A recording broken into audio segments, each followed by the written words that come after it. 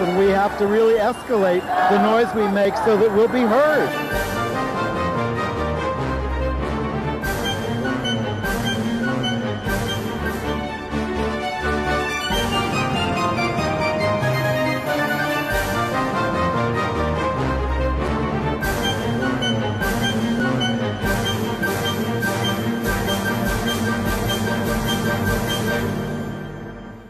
USA on this historic day. I'm Andy Hum. I'm Ann Northrup. And what is historic is the Respect for Marriage Act passed again in the House and is being signed at the White House while we tape. Yes, we're taping on Tuesday, so if some of you are seeing it after that, it's old news. Brittney Griner, as you know, has come home from a Russian prison to LGBTQ rejoicing and Republican crabbing. They're very crabby. Bisexual Senator Kyrsten Sinema is trying to save her political skin by bailing out of the Democratic Party. It's all very complicated, but in more interesting news, the U.S. House is holding hearings this week on the alarming rise in anti-LGBTQ violence. And they could include the war on LGBTQ and race books in public libraries and schools. It's intensifying. Yeah, it's even hitting the front pages of the New York Times. They catch up eventually. Another former Major League Baseball player has come out. Elon Musk, you may have heard of him. He slandered Anthony Fauci this week and the out-gay former safety chief of Twitter, and then he got booed at the Dave Chappelle show. What a pair. Yeah, well, that was kind of heartwarming to hear about all those people booing. Andy is going to review Jonathan Groff and Daniel Radcliffe in Stephen Sondheim's Merrily We Roll Along, returning yet again to Broadway. And Anne is going to review 2 documentaries and a Hallmark film of the season. But we start with Brittney Griner. It was, to wake up, very thrilling to hear that she had been freed from a Russian penal colony. She'd been held since February on a tiny little drug charge for which they gave her like a 9 to 10 year sentence. Well, that's a lot less than other people have been and are being held, but gruesome nonetheless. For trace amounts of that in your luggage? I mean, well, whatever. They wanted her, they got her, and they got back this Russian arms dealer. She's home, of course. If you haven't seen the picture, let's put the picture up. There she is with her wife, Sherelle, and the U.S. Hostage negotiator, Roger Kyrsten, who spent 18 hours with her and Griner, with her on the way home, and described her as intelligent, passionate, compassionate, humble, interesting, patriotic person, and said that she engaged with every member of the crew on the flight and asked them about themselves and got their names. And as soon as she got off the plane, she played basketball. It's interesting that everyone has had to vouch for what a nice person she is, everyone who's been in contact with her in this process as she makes her way home. Okay, is that because she's big? And of course, Sherelle, before being able to finally be reunited with BG, had to endure a White House Oval Office meeting with the president. And there's Secretary Anthony Blinken in the background, who was, obviously critical to this. And look, right-wing heads exploded over this. A black lesbian with a wife, and they got this merchant of death. Although there's a lot of questions about that case as well. I don't want to put too fine a point on it, but who are the biggest arms dealers in the world? Yes, absolutely. Also, he had served 15 years in a U.S. prison. Well, I don't know the exact number. I think and was described as a retired arms dealer. It's not funny when you're on the other end of a bomb, but Trump attacked Griner as America hating, but I don't believe Brittney has ever called for the trashing of the Constitution the way he has. No, it's depressing how every single experience is now turned into this us against them, scapegoating, language, inappropriate language hurled at each other. It's just horrible. We've lost every ability to celebrate anything or work together on anything. Anyway, Brittney is there in San Antonio. She's going to go through some observation medical treatment. And it was again, it's a thrill to have her back. It is. And, you know, I don't like the way she's just dismissed as just a basketball player. I mean, she's an icon. She's one of the leading players of all time and a civil rights activist as well. She cares about these things. And ironically, someone who has played for a Russian team for years and won them several championships and is a celebrity and honored figure in Russia. And Republicans don't pretend you care about that Paul Whelan because you did nothing about it for 2 years while you had power. Right. All right. Yes.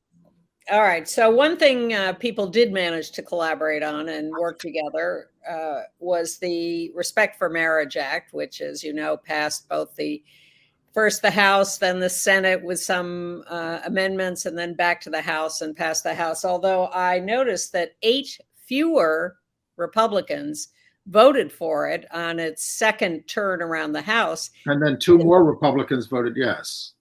So it was. Well, then maybe it's 10.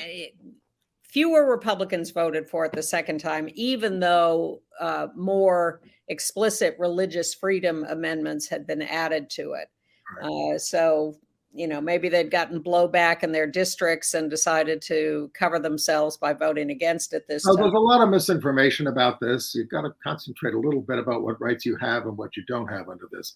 The only reason this is being done is because Clarence Thomas said he wants to overturn the pro same-sex marriage decisions of the Supreme Court, mainly the Obergefell decision, which said that the states have to recognize marriages in other states. And of course, it led to, you know, same-sex marriage being legalized across the country in the states. And so as we tape on Tuesday, they are about to, Biden is about to sign the law this afternoon. I think he's waiting for the end of the soccer game. Well, we do have a picture of Nancy Pelosi there celebrating with senators and some of the out gay members of Congress, Tammy Baldwin, Sean Patrick Maloney, there's Jerry Nadler, Richie Torres, and others. They are celebrating. They passed it 258 to 169. This repeals the Defense of Marriage Act, 1996. Now, remember, 80% of the Congress members, including Chuck Schumer there, voted for the Defense of Marriage Act back then. And I had the pleasure of going to many of their book signings at Barnes and Noble and screaming at them in person for signing the Defense of Marriage Act and then getting myself dragged out of those stores. But in the end, we have this. And Pelosi also took a moment during the debate on the House floor the second time around to highlight one of the earliest married couples. That's Del Martin and Phyllis Lyon, who were together forever. They were activists with the Daughters of Bilitis in the 1950s. They were the first same-sex couple legally married in California.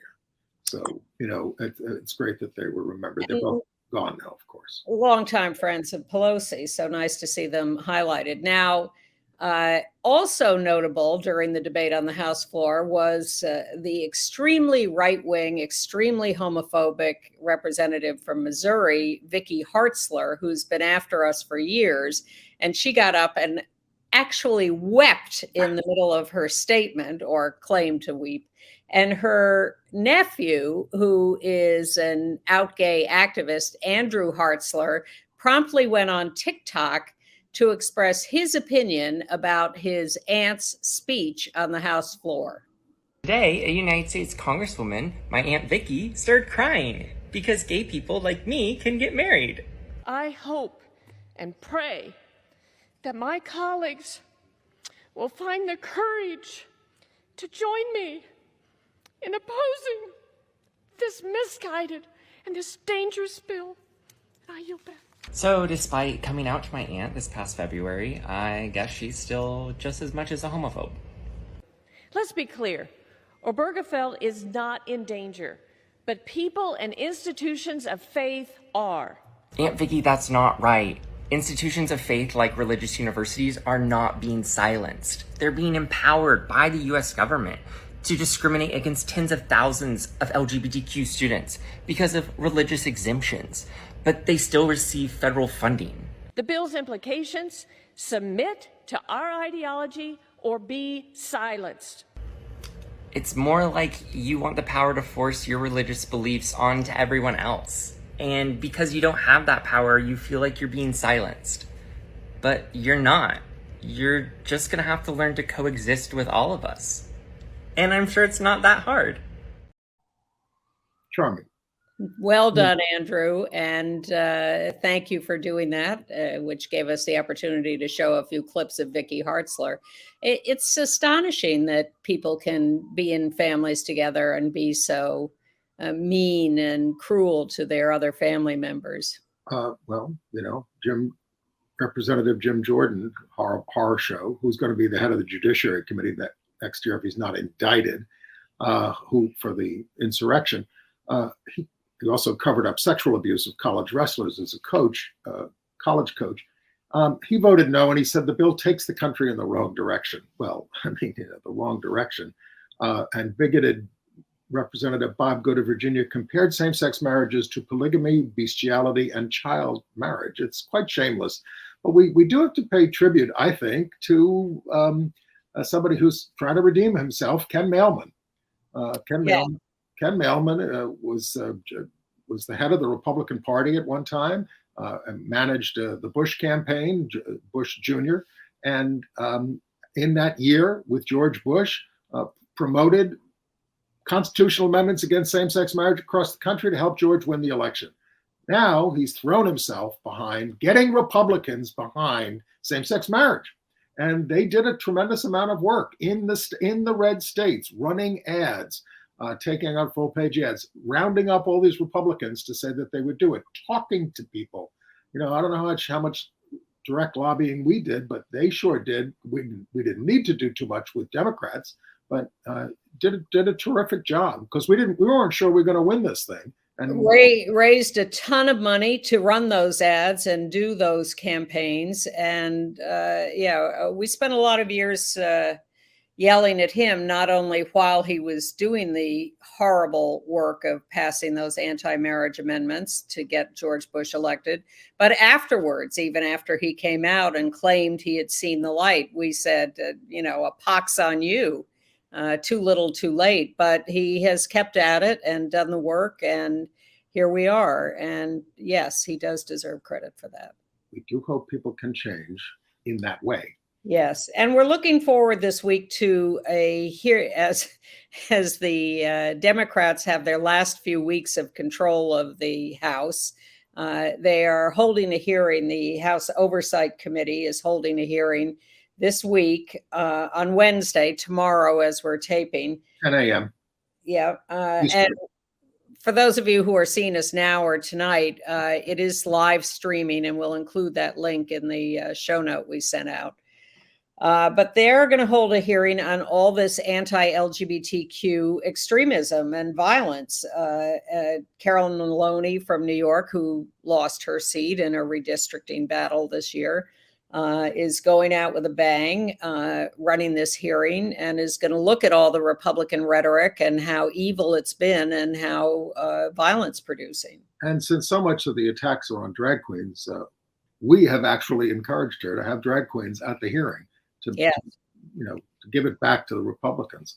Go ahead. They booked a Club Q survivor and a Pulse Club survivor, and representatives of various LGBTQ organizations. But yes, we encouraged her office to book drag queens to talk about this. Some updates on the Colorado Springs massacre. First of all, the lawyer for the guy who's been indicted for this, Aldridge, is back to using he pronouns for Aldrich. Lee Aldrich was on the FBI's radar a day before being arrested in 2021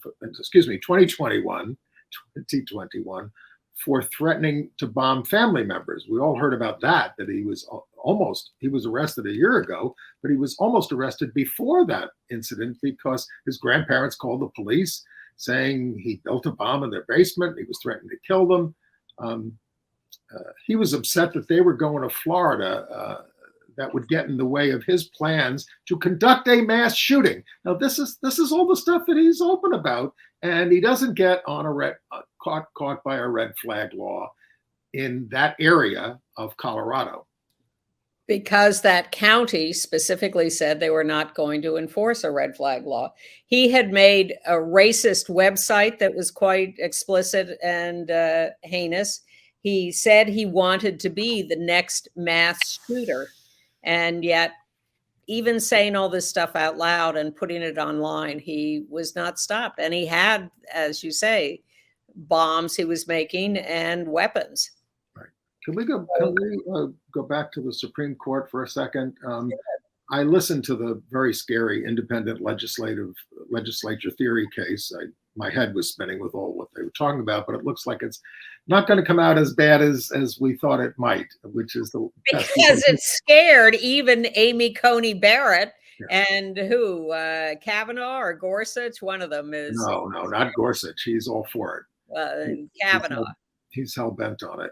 Yeah. So anyway, but we're not going to know about that until June. But it's a case that attempts to take any oversight of elections in the states away from state courts and give it exclusively to state legislatures. So no longer would you have a court that could say this is illegal and unfair. It would be up to a very partisan legislature to decide on the fairness of elections. And even the Supreme Court thinks that's going too far and may give us a better decision. I'm reading more about the Colorado website case, which it looks like we're going to lose. It never ought to have been a case because there was no complainant against this woman who doesn't want to design gay wedding websites. We didn't mention that the lawyer for the designer conceded in the case before the Supreme Court that if an opposite sex couple rejected the biblical view of marriage, she'd be fine with that. I mean, and then Barrett and I believe it was Gorsuch. Yes, they both tried to help her walk that back. She made these statements which undermined her case entirely because it reduced the case to not religious views or principles or anything, but status. It was gays that she didn't want to do it for. She was okay with sinners in the heterosexual community. And let's be clear about how outrageous it is that this case is before the Supreme Court in the first place. The Supreme Court specifically does not take cases where there is no case in the first place. Not anymore. All that is gone. If you have a hypothetical, something you think might happen to you down the road, feel free to go to the Supreme Court to get their opinion. And of course, we had no voice in the case. LGBTQ people were completely erased because there was no complainant. And the conservative majority lacked any concern about our ability to access services without discrimination protections. Anyway. So last week, as we were taping, we did not yet have the results of the Georgia Senate runoff. Yeah. And we're, of course, very happy that Senator Warnock was reelected, in case any of you have been hiding under a rock in the last week. A great ally of LGBTQ rights. But just when we thought we were safe, along comes Kyrsten Sinema, who says, I'm going to upset the apple cart a little. I can't take away your 51 vote majority, but I can declare myself an independent and just make things complicated for you again. Well, this is all about the fact that her rating among Democrats in Arizona, who she has betrayed repeatedly, betrayed all of her promises, is in the toilet. She cannot win the Democratic nomination. Now she's sort of daring everybody, run somebody against me and you're going to get Carrie Lake as your next senator, a Republican or any Republican. And she might be right about that if there's a three-way race. So she is being treated very gingerly by her Democratic colleagues, including Senator Schumer. Look, they're happy to support Bernie Sanders, in Vermont, and Angus King in Maine, because they work well with the Democrats and caucus. They are the independents elected to the U.S. Senate. So she wouldn't even say, well, whether she'll support the Democrat for president in 2024. I mean, she's a deplorable person, really. She's only after herself. It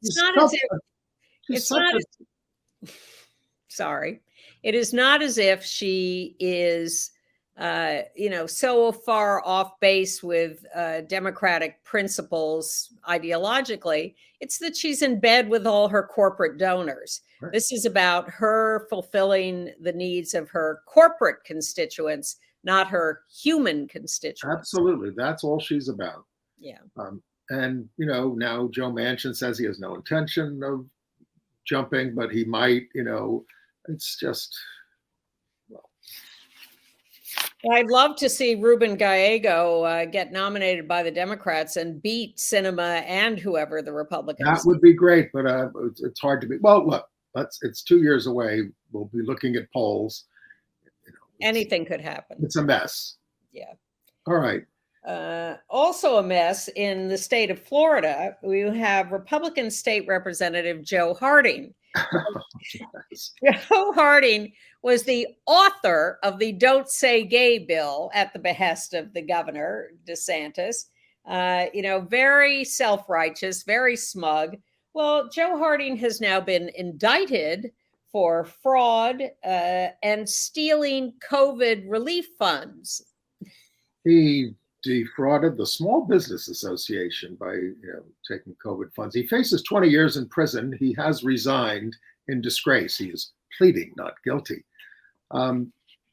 Florida Republican legislatures are also working behind the scenes right now to undo the assault on Disney, which took away their special status because it would saddle the taxpayers, as we've told you, with a big bill to make up the lost revenue. And Orlando would have to provide these services. So that's in the works. That Disney currently pays for. And staying in Florida, the State Board of Education meeting on Wednesday is going to scrutinize 10 local school boards, including Miami-Dade, Broward, Hillsborough, for not complying with the Don't Say Gay Act. They're challenging local policies that the staff will not disclose sexual orientation, gender identity without student permission, using pronouns with gender consistent with gender identity, and allowing access to restrooms and locker rooms consistent with gender identity. The state's also concerned about a racial equity policy in Indian River School District. A racial equity policy. This is wow. Well, I love the fact that there's so much resistance to this law and that the battle is joined. And congratulations to all the heroes in Florida and across the country who are fighting back, the teachers, the librarians, the students, the parents who don't want these laws in place and understand that they are censoring learning in this country and reducing us to this homogenous ignorance for no reason at all, except the mania of these right-wing lunatics. And yet, this is what Governor DeSantis ran on. He was elected overwhelmingly, 59% of the vote, and he leads Trump now in the polls in the Republican Party. Now, that is the Republican Party, and that is Florida. And I don't think Charlie Crist, who he ran against in Florida, was popular. And I wouldn't have expected DeSantis to be beaten for governor of Florida. I remain convinced at this point, mark this point, that he is not a national candidate and cannot win the presidency. From your lips to the voters' ears. Well, I don't think Trump is electable at this point, and I don't think DeSantis is electable. Okay. Staying in Florida, Clay County. This year, 102 books were removed from the shelves of the school libraries, pulled at the request of one man, a conservative activist named Bruce Friedman, who we imported down there from New York. He has compiled a list of 3,600 titles to be banned, including The Girl from the Sea, which has no sexual content, just two 15-year-old girls who hold hands and share a kiss. But Friedman warns that students are not in school to learn how to be better lesbians. His ultimate goal, of course, They're is not. his ultimate goal is about the destruction of public education. He's acknowledged he doesn't read any of the books that he's attacked. Look, this report on this guy is from a blog called Popular Information that is just excellent on a daily basis in uncovering information like this. I highly recommend subscribing to it and really digs down on this kind of work going on around the country. And it is unbelievable that one guy can start this crusade and succeed in intimidating parents and school boards and governments across the country to so damage kids everywhere. Look, but all these lists are going to be shared with the right-wing groups across the country. They're all going to be invading your school boards, demanding, these things be taken out. And they're continuing with their assault on drag queen story times in the Seattle area, in Renton, Washington, a pub that sponsored a monthly drag queen story time and rainbow bingo events, was hit by gunfire last Thursday, a single shot through the window at noon.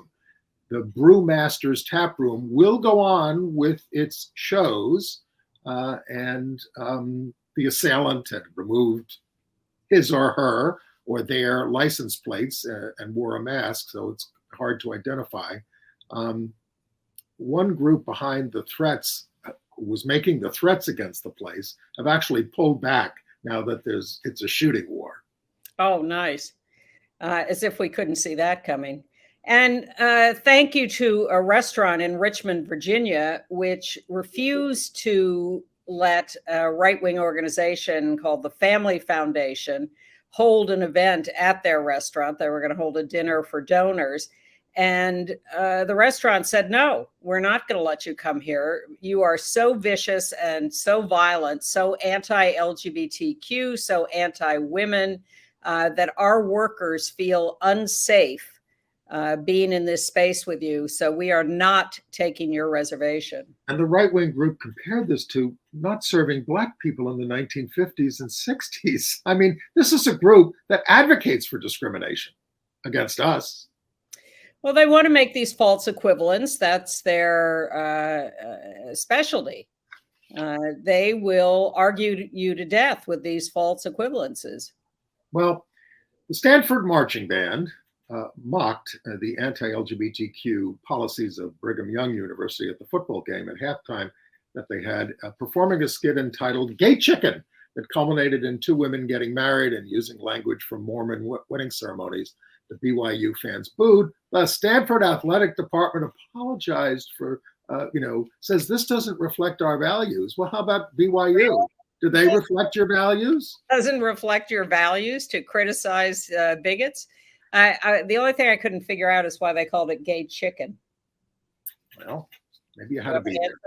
No. Maybe you had to be there. All right. And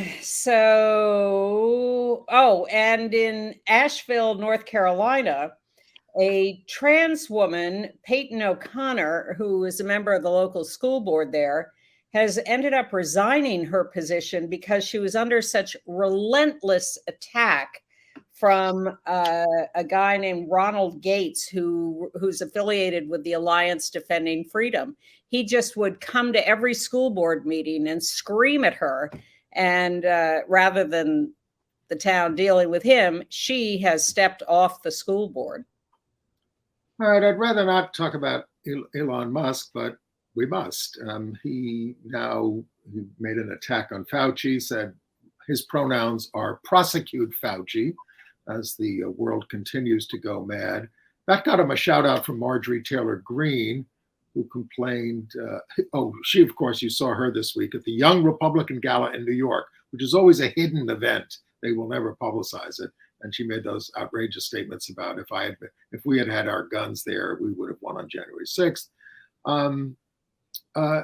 And so Dave Chappelle had Musk. The bigger story with Musk relative to this show is that the former head of what do they call it? Trust and Safety Council at Twitter. Was a gay guy who is now he's not there on the job anymore. And Well, they dissolved the Trust and Security Council altogether. Right, and Musk has been attacking him based on his thesis about that he wrote for a PhD thesis, which had something to do with, look, if younger people are going to use Grindr, it has to be done safely, and Grindr needs to institute some safety things. This basically made Musk call the guy basically a pedophile, and the guy has had to leave his home. Because he's under such national assault by these groups. You just say that word or anything to do with children, and people want to burn your house down. So that's what's happened. It's absolutely despicable, and that, of course, got Musk, not that, but everything Musk has done, which is awful, got him booed when he went up on the stage with the great Dave Chappelle, the anti-trans activist, and the booing didn't stop. And Elton John has quit Twitter over this. It was very strange that Dave Chappelle would bring Elon Musk on stage. I think he saw it as a free speech issue because he has been so attacked and feels like such a victim. But I was thrilled that the audience, even though there they were at a Dave Chappelle performance, booed Elon Musk. I don't know how they reconcile that, but that's what they did. All right, should we move on to some of the people we've lost this week? Well, first of all, in California, Day Rodas, 27 years old, trans woman, was found murdered by the side of the road. She worked for the Los Angeles LGBTQ Center, and no one has any idea what happened, but the police are treating it as a murder. More details, we'll pass along any details we have when we get them. Someone who died of natural causes, Don Luce, an ardent opponent of the Vietnam War. The last U.S. ambassador to Vietnam said, this is the reason we lost the war, because of this guy and what he exposed. He died in Niagara Falls at the age of 88, survived by his husband, Mark Bonacci. Don Luce worked in Vietnam before the U.S.-Vietnam War as an aid worker and teacher, and he was so appalled by the Vietnam War that he became an activist around this and started testifying to Congress in the 60s. He toured the U.S. When he came back to educate against the war and help journalists understand what was really going on there. He was a relentless hero of activism against the Vietnam War. And I can't tell you, we go over all these issues now. If you were not alive during the Vietnam War or have any sense of it, it was so enormous and really tore the country apart. And those who worked against it were tremendously heroic in the face of being called traitors on a daily basis by certainly President Johnson and Nixon, and faced horrible attacks and consequences. He then in the 80s went back to Vietnam and started a project there to fight AIDS in Vietnam. And was just a great guy overall. One of the things that really turned people against the war was he exposed the tiger cages. Yes. These were where South Vietnamese military government really tortured people that they captured, opponents, their own people who opposed the war. They would go after them. And this really rubbed people the wrong way. Well, they were these small little cages that they would put people in. You couldn't stand up. They were deprived of food and water, and they were just screaming for help. And Don Luce was the one who first exposed them. Now, in this century, he shifted his focus to local scale programs in Niagara Falls, taught sociology up there, said in his 30s and 40s, he tried to change national policy. Now I try to concentrate on helping a few people have an easier life. It's all good. And someone else who made a big impact, Mary Jane Meeker died at 95 in her home in East Hampton, New York. She was a writer of fiction and nonfiction, young adult, kids fiction. But she wrote lesbian pulp fiction in the 1950s. Best known for this book, Spring Fire, written under a pseudonym, Vin Packer there. She was also well known for having had an affair with Patricia Highsmith.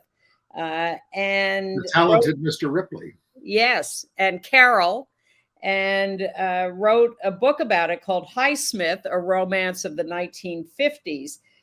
She had a lot of different pseudonyms, and at one point she was presenting herself as a literary agent, and she would talk about all her clients, all of whom were her under her pseudonyms. That's true. That's fantastic. Yeah.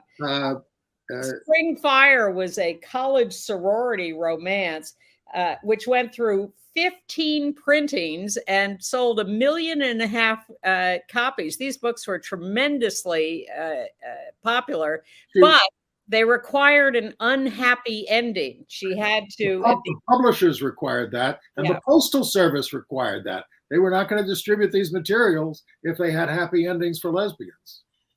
But she sort of laughed that off and thought that was not so important. She thought it was hilarious. But, with some of that. Look, she said, why did I use all these pseudonyms? Coming out was not a possibility in those days, she said. And to a great extent, she's right. I mean, we've had Anne Bannon on the show. That's not her real name, but she followed her closely in the 50s, writing these lesbian pulp fictions. But they were very popular with men and women.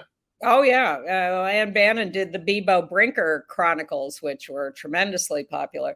But all of these were huge hits and popular before Stonewall. Right. And, she wrote under the name Mary James quirky books for younger children, which will now get on the lists of all the books they want to ban, I suppose. But she had that as well. Now, not dead, but in a lot of trouble is Sam Brinton. Yes. Sam Brinton is a non-binary nuclear expert, worked for the Trevor Project for 4 years, and then was hired in this Biden administration to work at the Department of Energy. Well, he got in trouble recently. He was found by security cameras to be stealing luggage at airport carousels. And the pictures are very clear. It's very clear what he did. He got they got on airplanes with no luggage, but then wound up in the baggage area taking bags off the carousel. The Department of Energy has fired them, and there's a lot of talk online about should people have known they were a problem. Some claim that they had warnings ahead of time about Sam not being the most stable. Well, Sam was a very outspoken activist in the anti-conversion therapy movement and talked about the most horrific things, but then would not answer questions about where did this happen? Where was this person? Who was the therapist that did this? And it became very suspicious. Yeah, so there's some debate about that, but Sam is now being prosecuted and has lost their job at the department. I hope Sam gets the help they need. Definitely. Also controversial is the former Kyrsten Beck, who got a lot of publicity a few years ago as a Navy SEAL who had come out as trans, and now has announced that they are detransitioning, as it's called, back to being Chip Beck. Well, the right wing is playing this up very much. They love you detransitioning. But one of the things that's been said in the discussions that we've had online with fellow activists is, hey, no medical treatment is 100%, and when a person dies after a heart operation, you don't say, "Oh, God, stop doing those operations." So look, this is very rare. vast majority of people who go through these things are thrilled to be getting into the bodies that they do. Yes, and that's not to discredit detransition either for those who decide that that's what they need.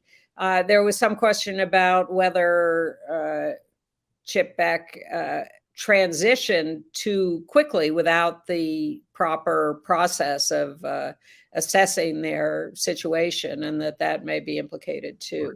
Well, former Major League Baseball player T.J. House has transitioned out of the closet.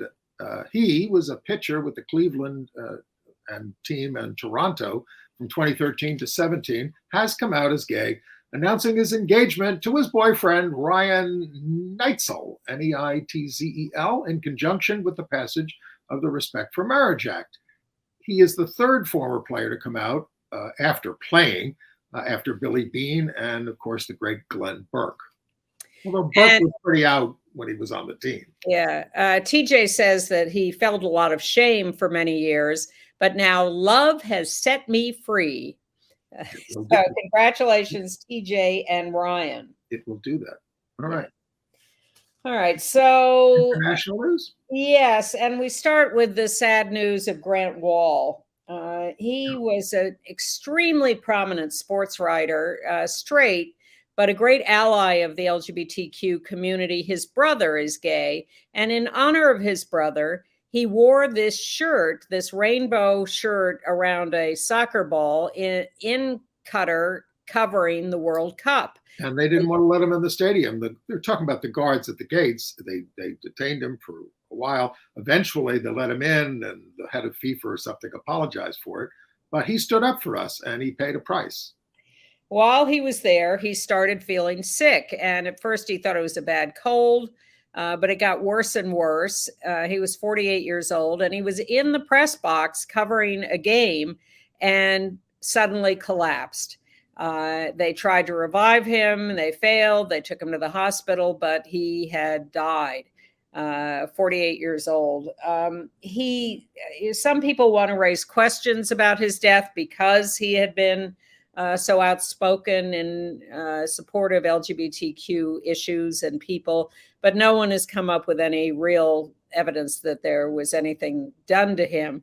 He leaves his wife, Dr. Celine Gounder, who some of you may know because she is a prominent scientist, doctor, and journalist. She appears regularly on CNN. She has done a lot of work on infectious diseases, including TB and HIV, also Ebola and COVID. And it's just heartbreaking for her to lose him, for him to lose his life, for both of them to be such terrific people. And now this tragedy has occurred. And that's not the only news out of Qatar. In covering this, some other stories have been uncovered, such as that an English fan with rainbow clothes was stripped naked by security and examined, like what, he has rainbows up his rear end. I don't quite get that. It's just humiliation. And a trans woman who is a citizen in Qatar, quietly, talked about what really goes on there, and was forced to cut her hair to sort of deny her femaleness, and to have breast tissue removed that she had grown on hormones.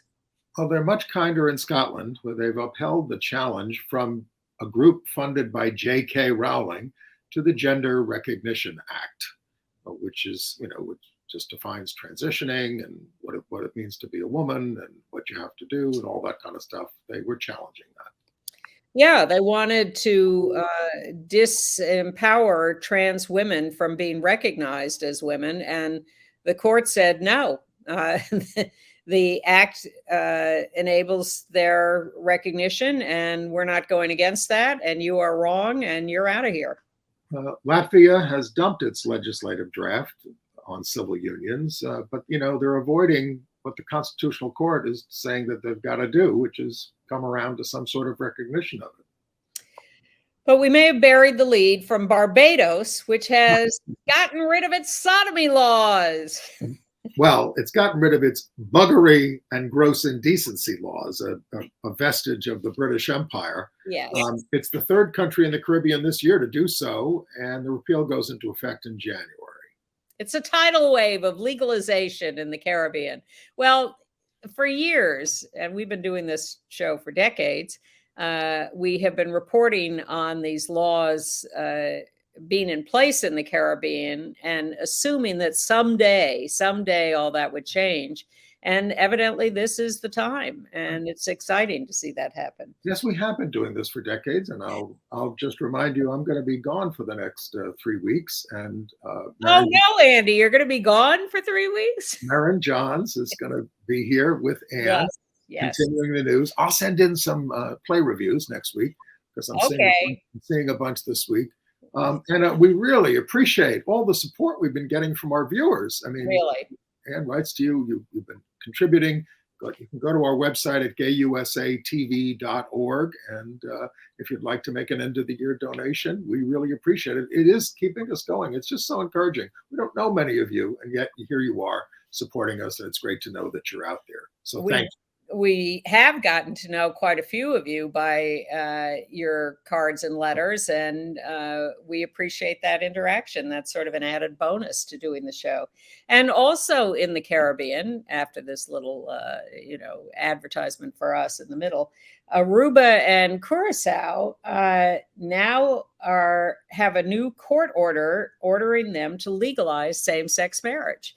Sometimes they resist, but it's very looking good. And moving to the Pacific, in the Kingdom of Hawaii, which is what it used to be, apparently the last princess, Abigail Kinoikai, I'm not going to go with the rest of the name, has died at the age of 96 with her wife by her side in the palace. She was quite a character and a bit of a philanthropist because she was loaded. The Hawaiian throne was overthrown by American businessmen back in 1893. Well, she at one point said she would donate $100,000 to the Vatican, to the Catholic Church, but only if the Pope showed up to take a picture accepting the check.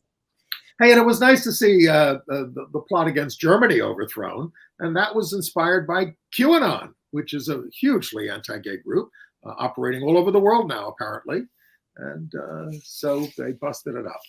Yeah, I mean, I have felt very concerned since the beginning of the year about all this violence, all these fascists taking power, but there seems to be some pushback lately, and that feels good. Okay. Entertainment news. Oh, I haven't seen The Whale by out playwright Samuel Hunter. I did see the play.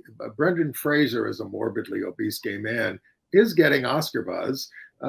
The critics are very split. Dana Stevens at Slate suggests a new Oscar category: best performance in a terrible movie, directed by Darren Aronofsky, who did Black Swan. It is very controversial. There are people who do not like this portrayal at all, but I haven't seen any version of it, so what do I know? What I did see was a clip from the People's Choice Awards where Lizzo, who won, People's Champion, and for Song of the Year, About Damn Time. That's the name of the song. So she brings 17 trans activists onto the stage. Well, wait a minute. She brought 17 activists. 2 were for transgender equality. Oh, okay. I stand corrected. Okay. But she named every single one of them and talked about the great work they're doing. It's a wonderful piece of video, which we are going to link to in our weekly show notes. So if you're not on our list, go to gayusatv.org and sign up for our once a week email, we promise, unless, the world. Breaking news. GoDaddy will send you a note if you sign up and say you really want to be on this list, and you have to say yes, and then you're on the list. By the way, Lizzo has supported the trans community throughout her career. And this clip is very heartwarming. It was great to see. Well, Daniel Craig is going to grab another gay role again in the film Queer, based on a William Burroughs novel from the early 1950s about a character based on himself living in Mexico City, an addict living among young, broke American expats, directed by the director of Call Me By Your Name, who next year has a pro tennis movie coming out, Challengers, starring West Side Story's Mike Faced and The Crown's Josh O'Connor, with a same-sex love story.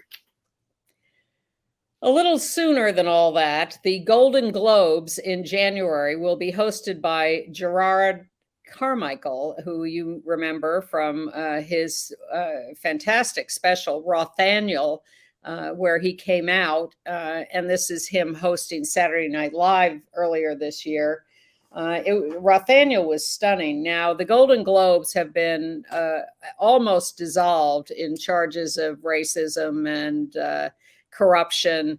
It's been basically 30 foreign press types, self-appointed, who hand out these awards every year. Well, Brendan Fraser was nominated, but he said he won't go, and he didn't want the nomination because he was sexually harassed by the head of the Foreign Press Association. Yeah, and he said and they did nothing about it. He did nothing about it. Tom Cruise returned his Golden Globes when the scandal broke. So now they have vastly increased their membership. They've diversified it. They've hired a Black gay man to host the awards. But people are debating in Hollywood whether or not to go. So some of the nominees include, wait a second, let me get this. Cate Blanchett for Tar in a lesbian role.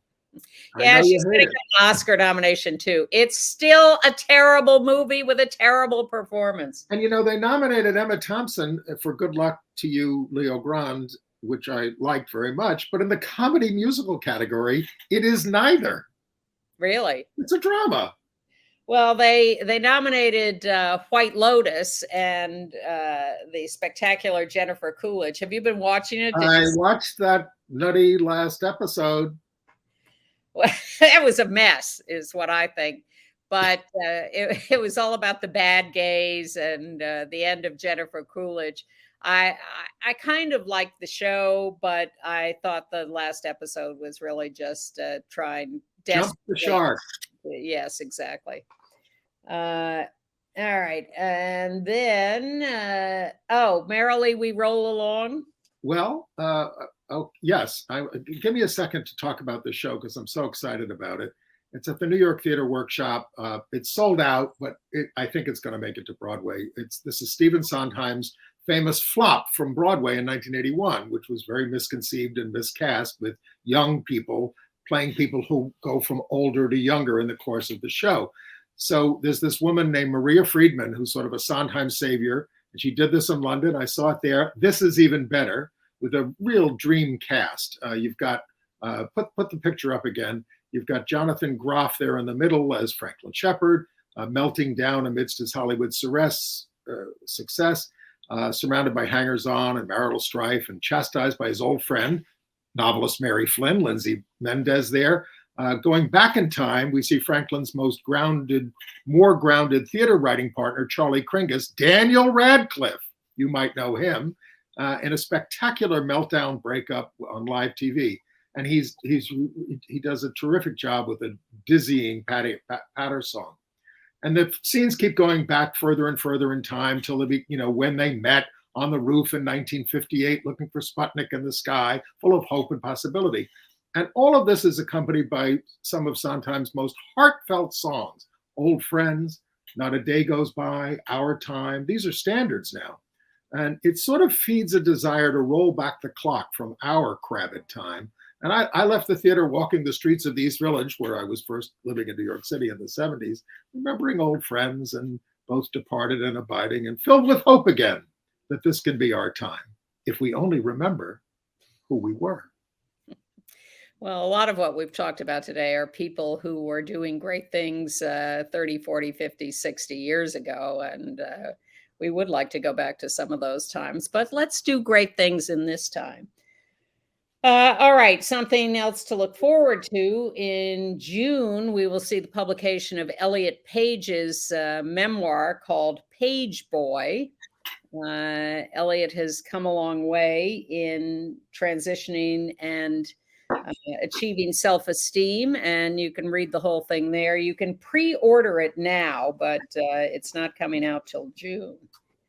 And then what's next? Oh, I happened upon the Hallmark first. They're claiming it's the first gay leads in a Christmas movie. They've done lots of movies with LGBTQ characters, even some with couples that are fairly prominent in the movie, but this is the first full-blown gay couple leads. The Holiday Sitter.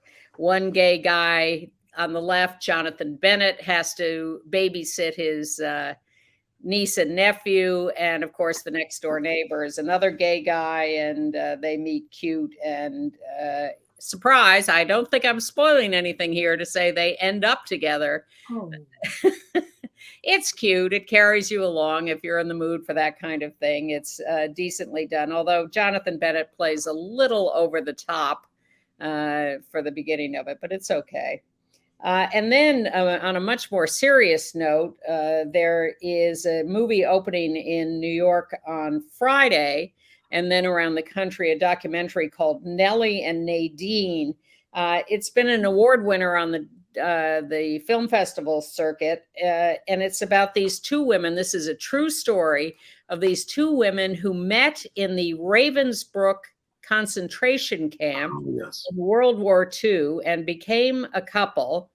They were together for a while, then they separated, and then they came back together, and they died eventually. They had met originally in 1944. Their granddaughter, the granddaughter of one of them, found after their death a box with photos, letters, and Super 8 films, and out of that has constructed this 90-minute documentary that I have to admit I haven't seen. I've seen the trailer. I've read all about it. But Nellie and Nadine is just a tremendously compelling story idea. Tell us about Boy Scouts Honor. Boy Scouts Honor I did see that. This, again, is a documentary, and it's available on demand on streaming services. It's a story of survivors of abuse at a Foxborough, Mass. Boy Scout camp, hundreds of them over the years.